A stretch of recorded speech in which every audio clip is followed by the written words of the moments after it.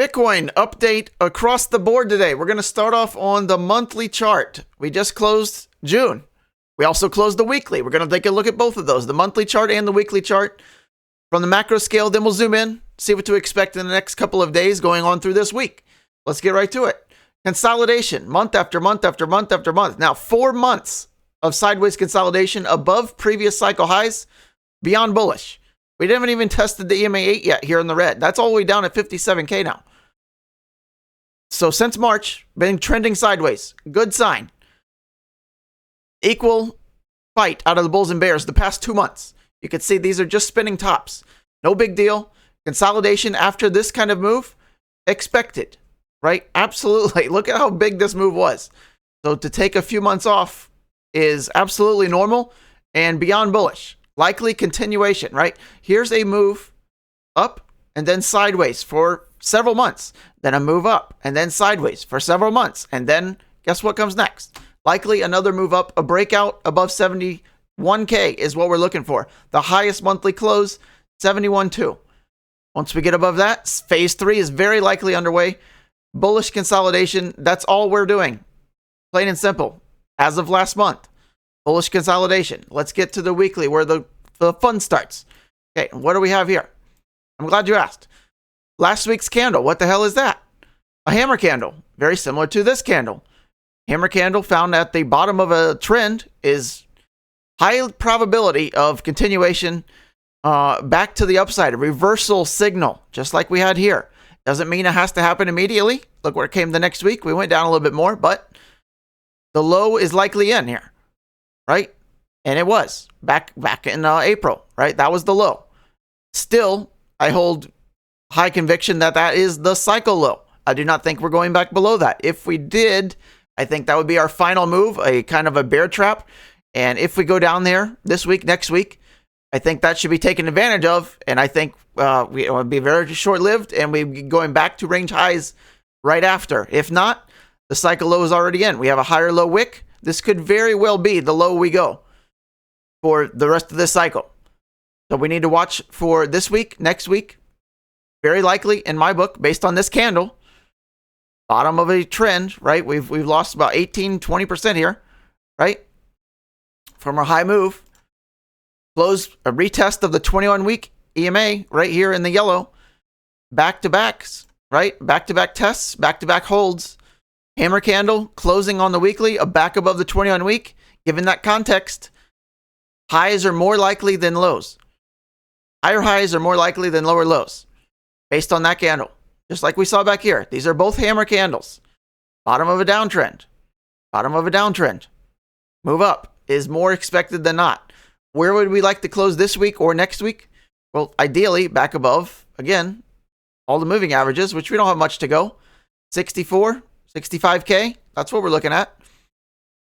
Now, if we zoom in a little bit more, let's go look on the daily. We have a little bit more work to do. Again, let's put on these Bollinger Bands and you can see what we're looking at here. So this move here, great move, a pierced outside the lower Bollinger Band. A recovery back inside the Bollinger Band. Higher low. Great sign of a reversal here, building on even the daily chart. We got to move up here. Close back above the EMA 8 for the first time since early June, the first week of June, really. This is the last time we closed back above the EMA 8. This is a big move. This is significant on the daily chart. We just did that yesterday going into the weekly close. So far, a retest and a break of this candle high is significant. When you're looking at a lower Bollinger Band pierce and then you come back up and take out that high wick, which was 63,343. We did that today already. We've closed it. We didn't close, but we took out that high wick. When you do that, the odds improve again of that low being in and a reversal becoming more evident.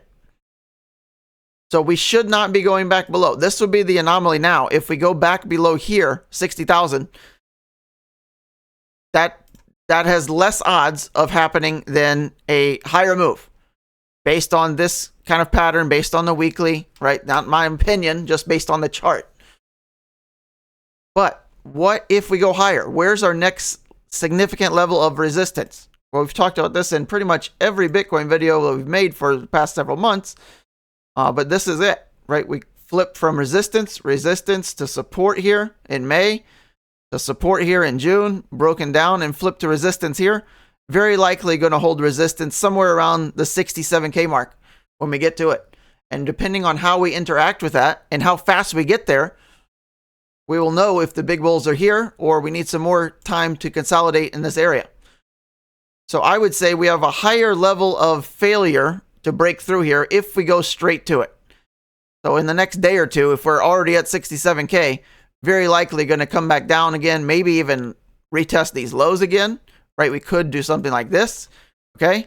Or there we go. Or we break through and slow methodical move up to that level, right? Where we kind of just do something like this for another couple of days or weeks. And then we can do like some kind of a powerhouse candle like this. This is the ideal scenario for bulls. We just kind of dilly-dally around like this. See how we did back here? Where we kind of move up kind of to a level, kind of come back down and chill, and then power strike through that, right? That's what we're looking for. A big, powerful move, and then, very high conviction rate that this is the low, and we're getting ready to start phase 3, which in phase 3, likely alt season comes as well. A retest of the highs. If we break, 71, 72K again, high probability of cycle lows being in, and we're starting phase 3, alt season right around the corner. Looking at total 3, right, which is altcoins, right? Looking at our altcoins, let's look at this, right? We got to be aware of this. Look at this alt, maybe a bull flag for the past, 8 months or so. Big move up out of alts, consolidation into flag formation, and then another breakout in the months ahead.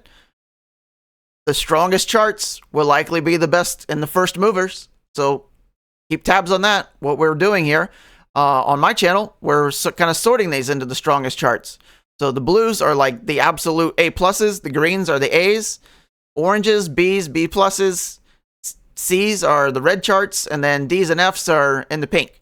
So we want to be aware of these. So I update these every week. So if you want to look at that more, right? I'm happy to share all these lists with you, right? We join our Telegram group. I'll throw them in there. We do some live streams every now and again, talk about those, but these are updated constantly. We have 7 of the strongest charts in crypto. We can look at that just real quick. There you go. Those are the top 7 strongest charts as of this week, based on the chart and the chart alone. All right.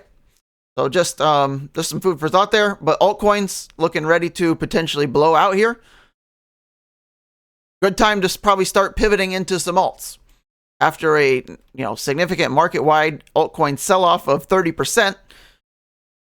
Given this formation, given the context of the Bitcoin hammer candle, everything's starting to pave the road for phase 3 ahead. All right, so that's kind of Bitcoin wrapped up from the daily to the weekly to the monthly. Looking great. Consolidation above the 200-day EMA. Looks great there. Patience. And, more updates coming. If you want more content, consider subscribing through Patreon. We get a bunch of extra access to content there. Access to requests, whatever you want. We can talk about anything you like. All right. I hope to see you somewhere. If not, then on future videos. Let's get to our quote and card of the day. Quote, "The best way to cheer yourself up is to try to cheer somebody else up," by Mark Twain. Happiness is contagious. All right, card of the day. McLaren Artura in the ever so dull green. About the brightest green you could get. There's the rear. And there is it. Peacing out. Maybe PCH. Driving through the mountains. Looks wonderfully amazing. All right, there you go. Thanks for watching this long. If you have 47 gold stars, you're collecting all the stars. Thanks so much.